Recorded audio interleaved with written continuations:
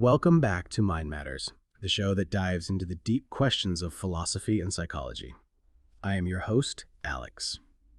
If you joined us for our first episode, you'll remember our exploration of how philosophy and psychology intersect, with insights from Dr. Jordan Taylor. Today, we shift our focus to moral philosophy with Dr. Emily Carter, an expert in ethical theories. Emily, welcome to the show. Thank you, Alex. I'm excited to discuss the rich and complex world of ethics with you and your listeners. Last week, we touched on how philosophical inquiries form the backbone of psychological studies. Today, we're honing in on moral philosophy. Emily, can you explain what moral philosophy entails and why it's significant? Certainly.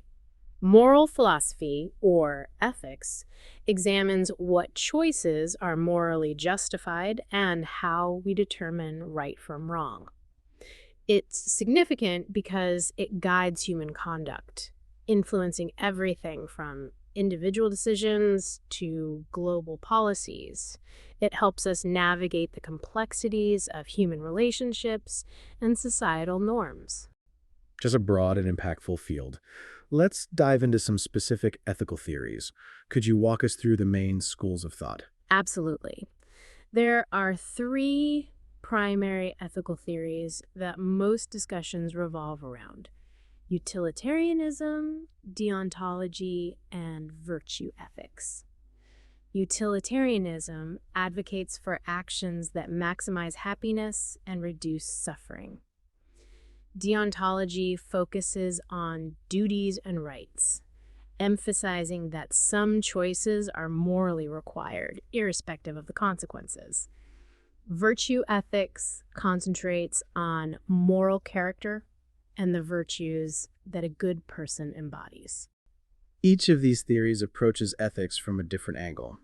Could you provide a real-world scenario to illustrate how they might apply differently? Let's consider the ethical implications of autonomous vehicles, specifically in the context of programming them to handle emergency situations.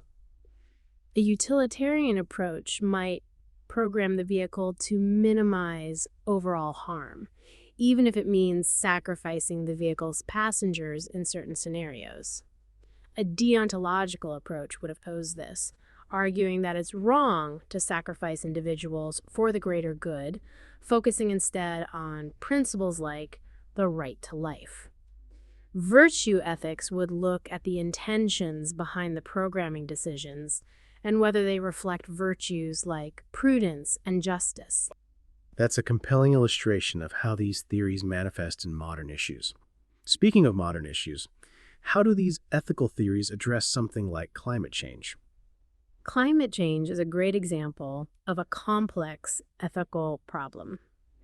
Utilitarianism might argue for significant changes in current lifestyles to prevent future suffering due to environmental damage.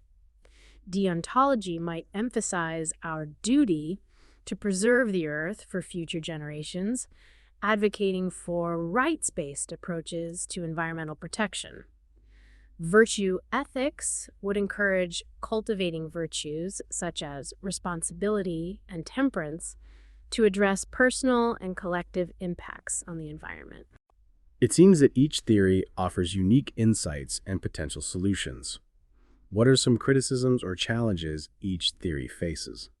Utilitarianism is often criticized for justifying morally questionable actions if they lead to a greater good. It also struggles with quantifying happiness or suffering. Deontology can be criticized for its rigidity and lack of flexibility in moral dilemmas.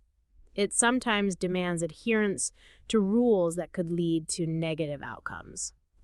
Virtue ethics might be seen as too subjective, since it focuses on character and the cultivation of virtues, which can vary significantly between cultures. These theories certainly don't provide simple answers. With the rise of global interconnectedness and technology, how are these theories evolving? Ethical theories are indeed evolving. For instance, global interconnectedness raises questions about the scope of our moral duties. Modern utilitarians might discuss global poverty and argue for a redistribution of wealth on a global scale. Deontologists are grappling with privacy and data rights in the age of the internet. Virtue ethicists might focus on the need for virtues like empathy and global understanding in a digitally connected world. As we approach the end of today's episode, could you share why it's important for individuals, not just philosophers, to engage with these ideas? Engaging with ethical theories empowers individuals to make informed decisions. It encourages critical thinking about personal and societal values.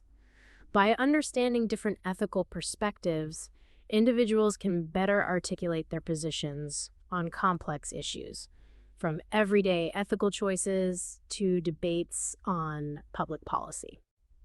Dr. Carter, this has been an incredibly insightful conversation. Thank you for sharing your expertise on moral philosophy. Thank you for having me, Alex. It's been a pleasure discussing these vital topics with you and your audience. Thanks to everyone who joined us for this episode of Mind Matters.